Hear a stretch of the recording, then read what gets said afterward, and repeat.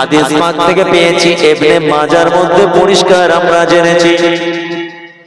কিন্তু আল্লাহ রাসূল বলেছেন, আয়া মুসআবারা, তোমাদের মধ্যে কেউ যেন আল্লাহর সঙ্গে শিরক না করে। শিরকের গুনাহ খোদার দরবারে কবুল হবে না। আল্লাহ পাক কোরআনের মধ্যে জানিয়েছেন, ইন্না শিরকা লাযুলমুন আযীম, শিরকের গুনাহগুলো বড় গুনাহ। ওই রাত্রিতে সব দোয়া কবুল হলেও আপনি যদি খোদার সঙ্গে শিরক করেন, এই দোয়াটা আল্লাহর দরবারে কবুল হবে না। আর একটা দোয়া যেটা হলো নিজের ভাইয়ের পিছনে ভাইয়ের সম্পর্কে গীবত করা, নামিমা করা, নিজের মরা ভাইয়ের গোশত কামড়ে খাওয়া, এই দুটো পাপ মাফ হবে না। ওয়াফি হাদিসিন উখরা, আর একটা হাদিসের মধ্যে বলা হয়েছে, কোন মার্ডারার কোন খুনি যদি দোয়া চায় এবং কেউ যদি আল্লাহর সঙ্গে শিরক করে, সেই দোয়াটা খোদার দরবারে কবুল হবে না। এত দোয়া কবুল করার জায়গা আছে, আমাদের সময় কই। ওই বললাম আল্লাহ বাবুর দরওয়াজা, তওবার দরওয়াজা, বাবুর তওবা মানে তওবার দরওয়াজা, আমাদের পালিয়ে যাওয়ার রাস্তা রেখেছে। বান্দা তোরা ওখান থেকে পালিয়ে যা। কি করে পালাবে? একবার খালেস দিলে তওবা করে ওই দরজা দিয়ে ঢোক, মানে তওবা করে নে, জীবনের গুনাহ মাফ হয়ে যাবে। চলে গেল সুবহানাল্লাহ। সামনে রমজান মাস আসছে, সবাই আপনারা জানেন রমজান সম্পর্কে ছোট করে বলি। আল্লাহ পাক, আল্লাহ রাব্বুল আলামিন কোরআনের মধ্যে পরিষ্কার জানিয়ে দিয়েছেন, ইয়া আইয়ুহাল্লাযীনা আমানু কুতিবা আলাইকুমুস সিয়াম কামা কুতিবা আলাল্লাযীনা মিন ক্বাবলিকুম লাআল্লাকুম তাত্তাকুন। এই বিশ্বাসীগণেরা, কুতিবা আলাইকুমুস সিয়াম কামা কুতিবা আলাল্লাযীনা মিন ক্বাবলিকুম, রোজা আমার জন্য ফরজ করা হয়েছে, যেমন আমাদের পূর্ববর্তীদের জন্য আল্লাহ পাক রোজাটাকে ফরজ করেছিলেন। এর মধ্যে লাআল্লাকুম তাত্তাকুন, পরহেজগারি আছে, খোদাফিরতি আছে, সুসংবাদ আছে, নাজাত আছে। আল্লাহ পাক কোরআনে আবার জানিয়েছেন, ইন্না আকরামাকুম ইনদাল্লাহি আতকাকুম, যারা বেশি পরহেজগার, যাদের মধ্যে খোদাফিরতি আছে, তারা আল্লাহর কাছে বড় প্রিয়। এই মাসে তওবা করি আসো। আল্লাহ আমাদের সকলকে রোজা রাখার তৌফিক দেন, বলুন না আমিন। আল্লাহ আমাদের ছোট ছোট ভাই বোনেদের রোজা রাখার তৌফিক দেন, বলুন না আমিন। পবিত্র রমজান মাস, খবরদার আমার যুবক ভাইদের বলছি, ইফতার করে বিমাল খাবে, 4টে জায়গায় 10টা খাবে, রোজা ছেড়ো। আল্লাহর কিরে হুজুর রোজা রাখতাম, বিমাল খেতে পাবো না, খৈনি খেতে পারবো না, রজনীগন্ধা খাওয়া যাবে না, যুক্তি দেখেছে? খবরদার, আর নয়, হই হই করে চললে হবে না, হবে না, হতে পারে না। একটা আমার বিদেশে থাকে খুব মহব্বতী মানুষ, আমাদের হুগলি বাড়ি। আমি যাব যেখানে নবাবপুরে যেখানে যাব, তো একটা ছেলেটা কিছুদিন আগে ইন্তেকাল হয়ে গেল, তরুণ যুবক জওয়ান ছেলে। ও প্রত্যেক জুম্মার দিন বিদেশ থেকে আমাকে ফোন করতো, ভাইজান কেমন আছে? কেন আমি সব ছেলেদের বলি, জুম্মার দিন বাড়িতে বাপ মাকে ফোন করবে, তবে আমাকে ফোন করবে। বহু ছেলে ফোন করে, আল্লাহ করে এখন ওদেরকে বাধ্যতা করেছে যে বাপ মার সঙ্গে শুক্রবার দিন কথা বলো, একটা দিন সপ্তাহে বাপ মার সঙ্গে কথা বলো, দোয়া নাও। এটা আসল দোয়া। হুজুর সাহেব, পীর সাহেব, দিদিরা দোয়া পরে নেবে, আগে বাপ মা। আর কথা হয়ে যাওয়ার পরে আমাকে ফোন করবে। জুম্মার দিন আমি প্রচুর ফোন রিসিভ করি, সব কিছু। আপনার মেদিনীপুরের বহু ছেলে আছে, অনেক ছেলে এমন আছে আমাকে দেখে না, আমিও দেখি, সোশ্যাল মিডিয়ায় দেখেছি, কিন্তু আমার থেকে দোয়া নেই। কেউ বলছে ময়না, কেউ বলছে নারায়ণ পাকোড়া, কেউ বলছে কল্লা, কি বলছে আপনার কি বলে ওই হলদিয়ার লাইন, বহু ছেলে আছে। ছেলেটা নবাবপুরে বাড়ি, আসার ডেট কমপ্লিট, টিকিট পর্যন্ত কমপ্লিট, সব রেডি। রাতটা যাবে, সকালবেলা সে রাজধানীতে আসবে, বোম্বাই থাকে, সব রেডি। তার সকাল হলো না, স্ত্রীদের মার্কেটিং করেছে, পরে তার বাড়িতে সব বললো, আমাকে দেখালো জিনিসগুলো, গিয়েছিলাম, বাচ্চার খেলনা কিনেছে। তাকাও এদিকে, একটু ভাবতে হবে, একটু আত্মসমীক্ষা করতে হবে। বিদেশ থেকে দেশে ফিরবে, 9 মাস পর ফিরছে। আহারে, দামি দামি বোম্বাইয়ের কি মিষ্টি নাম বলেন না, কি নাম ওটা, আফলাতুন মিষ্টি কিনেছে। যা কারোর জন্য নিয়ে যায় বলে মিষ্টিটাও কিনেছে, বাচ্চার জন্য খেলনা কিনেছে, বাচ্চা এখানে বাচ্চার মায়ের জন্য কিনেছে, নিজের বাপ মার জন্য কাপড় কিনেছে, বন্ধুদের জন্য সব মানে কিছু গিফট কিনেছে, নিজের জন্য জামা কাপড় কিনে সব প্যাকিং করে রেডি, সব রেডি। সকালে উঠবে 12টায় তার না 1টার সময় তার রাজধানী এক্সপ্রেস টিকিট সব রাখা, মাথার কাছে রাখা, শুয়েছে। তার কিন্তু সকাল হয়, হার্ট অ্যাটাক হয়েছে, ইন্তেকাল হয়ে গেছে। বলুন বাপ মা তো কথা বলতে পারছে না, দেখি মানে পুরো সেই মানে শুকিয়ে গেছে। কি গভীর রাত্রিতে ফোন করেছে, স্ত্রীকে ফোন করেছে, বাপ মার সঙ্গে কথা বলেছে, আমি ফ্লাইট আপনার ট্রেনে ওঠা রাজধানীতে ওঠার সময় ফোন করবো। আর ভোরবেলা খবর আসছে তোমার ছেলে আর নেই। বলুন তো বাপ মার কি অবস্থা, বলুন কি হবে? সব তো রয়ে গেল, টাকা পয়সা, ধন দৌলত, দোকানদারি, কম সময়ের মধ্যে ছেলেটা বিশাল কিছু করে ফেলেছে বোম্বাই। অন্য ছেলেরা আমাকে ফোন করে বললো, ভাইজান এত ভদ্র ছেলে, এত তার কথা অ্যাকাউন্টেবিলিটি, তার এত আদব, সব রয়ে গেল। দুটো বাচ্চা, ছোটটা ছোট্ট দাঁড়াতে শিখেছে, দেখলে আপনার চোখে পানি এসে গেছে। আমি ঘুরে এলাম, আমি দোয়া করলাম, সব শেষ, সব রয়ে গেল। এই বলে আর কিছু আছে না? আর কিছু আছে?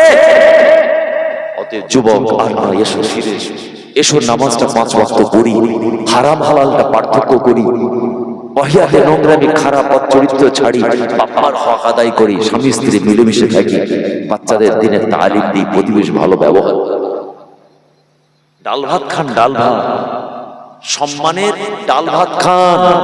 আর দালালি চিঠি ধোকাবাজি চিকেন বিরিয়ানি খেয়ে কোনো লাভ নেই, সব সব রয়ে যাবে, কিচ্ছু যাবে না। সঠিক পথে ফিরে আসে, না হলে কিন্তু আল্লাহর কাছে ধরা পড়বে। মুসলমান, আল্লাহর নবী সুলাইমানের নাম আপনারা জানেন, অনেকে তার সম্পর্কে জানেন। আল্লাহ পাক নবী সুলাইমানের কত মান সম্মান, ইজ্জত, দরজা, মার্তবা দান করেছিলেন, কিছু কম বেশি আপনাদের সকলের জানা আছে। আল্লাহ পাক যে নবীকে ক্ষমতা দিয়েছিলেন, যিনি রাজ করতে পারতেন এক প্রান্ত থেকে পৃথিবীর আরেক প্রান্তে, যিনি দেশ সাহায্যে যাওয়া আসা করতেন। আল্লাহ পাক যে নবীকে সুশ্রী করেছিলেন, সুন্দর চেহারা সুশ্রী বানিয়েছিলেন, শক্তিশালী বানিয়েছিলেন, দেশের রাষ্ট্রনায়ক, জামানার একজন রাসূল নবী, একজন নবী সুলাইমান আলাইহিস সালাম জীবজন্তুর পশু পক্ষীর সঙ্গে কথাও বলতেন, জীবজন্তুর পশু পক্ষী, কীড়া মাকড়া সবাই নবী সুলাইমানের কথাও শুনতে পেত।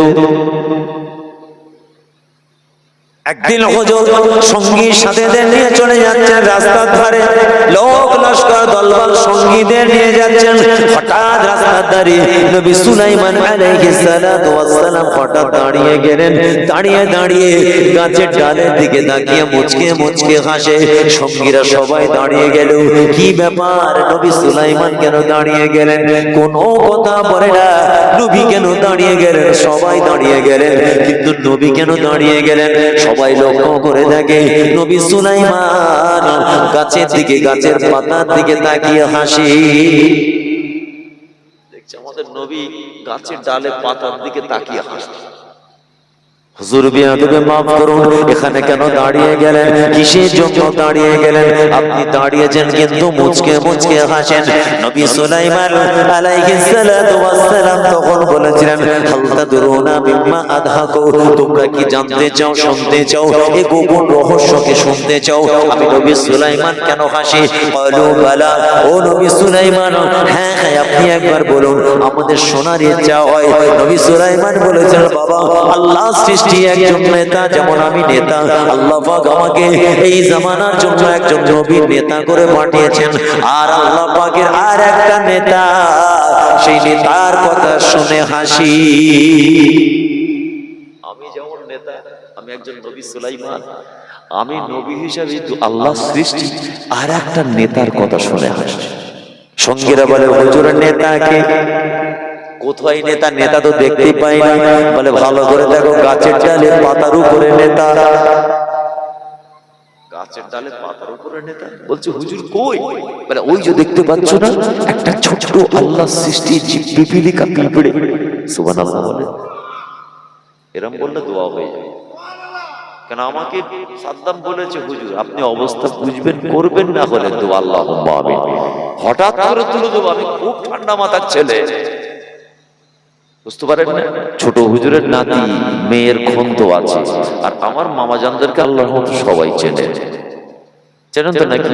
আলী আকবর সিদ্দিকীও আমার মামা, ইউসুফ সিদ্দিকী হুজুরও আমার মামা, আর ইব্রাহিম সিদ্দিকী হুজুরও আমার মামা, আল্লামা পীর কালিমুল্লাহ সিদ্দিকী হুজুর পীর রাহমাতুল্লাহ আলাইহি উনিও আমার মামা, আব্দুল্লাহ আল মারুফ সিদ্দিকী হুজুর পীর রাহমাতুল্লাহ মাদ্দাজিলুল আলী উনিও আমার মামা। সেই ব্লাড আমার গায়ে, কিছু তো মিল থাকবে নাকি? এই কথা বলেন, কি খুশি তো নাকি? ভালো খারাপ আপনাদের ব্যাপারে আপনারা বলবেন, আমি এতটুকু ইশারা দিচ্ছি ছোট হুজুরের ব্লাড মেয়ের খুন আমার গায়ে কিন্তু আছে। যখন দেবো ঘুমাচ্ছে টুক করে দাঁড়িয়ে সালাম পড়বো, দোয়া করে দেবো।